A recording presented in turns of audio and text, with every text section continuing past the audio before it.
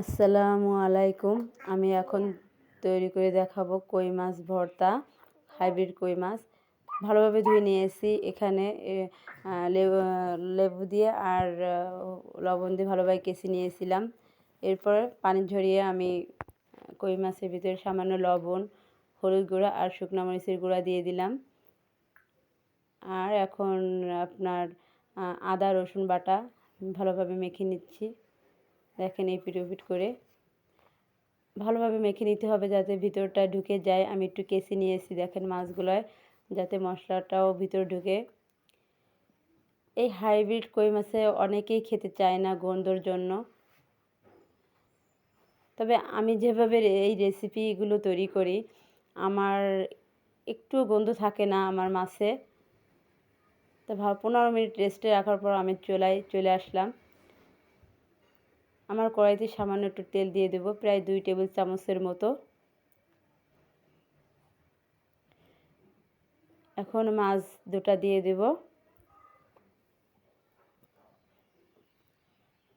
এই মাছগুলো কড়াভাবে ভাজতে হবে।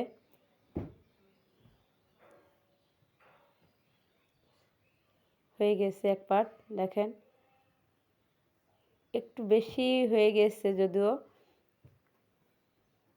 তবে যতটুকু ক্যামেরায় দেখা যাচ্ছে আসলে অতটা পুড়ে নাই।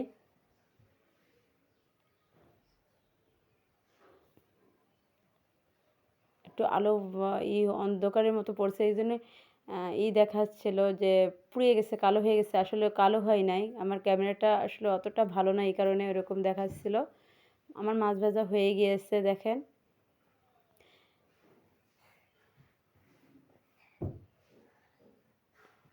এই তেলের ভিতরে রসুনের কোয়াগুলো আর শুকনো মরিচ দিয়ে দিব।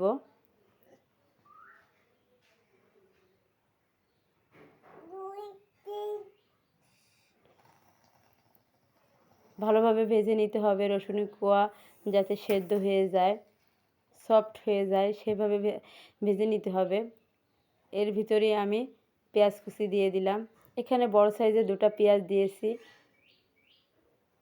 2টা না, একটি দিয়েছি, সরি আমি ভুল বলছিলাম।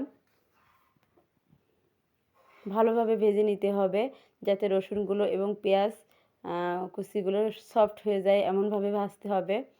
আর শুকনো মরিচ যাতে একটু হয়ে যায়, কড়কড়ে হয়ে যায়, মানে মচমচে হয়ে যায়, এরকমভাবে ভেজে নিতে হবে। আমার শুকনো মরিচগুলো ভাজা হয়ে গিয়েছে।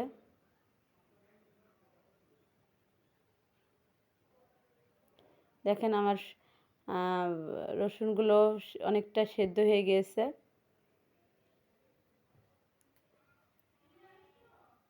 এখন উঠাই নিব। সফট হয়ে গিয়েছিল পেঁয়াজ আর রসুন।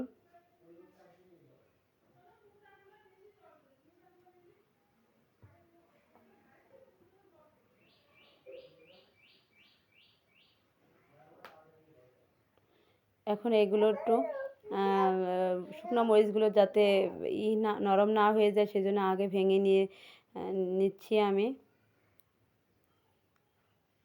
নরম হয়ে গেলে এগুলো হয় না, ডলা যায় না, মাখানো যায় না এই মরিচগুলো। এই জন্য আমি আগে শুকনো মরিচ ভেঙে নিচ্ছি। আমার মাছ বাছা হয়ে গিয়েছে, কাটা ছাড়িয়ে নিয়েছি ভালোভাবে। এখন সামান্য প্রায় 1 টেবিল চামচের মতন সরিষার তেল দিয়ে একটি শুকনো মরিচ দিয়ে দিলাম। আর সেই তেলের ভিতরে পেঁয়াজ রসুন আর মরিচ ডলে রেখেছিলাম সেগুলোই দিয়ে দিলাম। আপনারা আপনাদের ইচ্ছা মতন ঝাল দিবেন, যেরকম আপনারা ঝালটা পছন্দ করেন সেই অনুযায়ী দিবেন। আমার ছোট বাচ্চা আছে, এই কারণে আমি একটু ঝাল কম দিচ্ছি। দিয়ে দেবো হালকা একটু সস। এই সস দেওয়ার কারণে এই মাছের স্বাদটা আরও বেড়ে যায় আর একটু গন্ধ থাকে না। দিয়ে দিলাম লবণ, আমি আগে লবণ দিই নাই, এই কারণে আমি এখন লবণ দিয়ে দিলাম। এটা ভালোভাবে ভেজে নিতে হবে।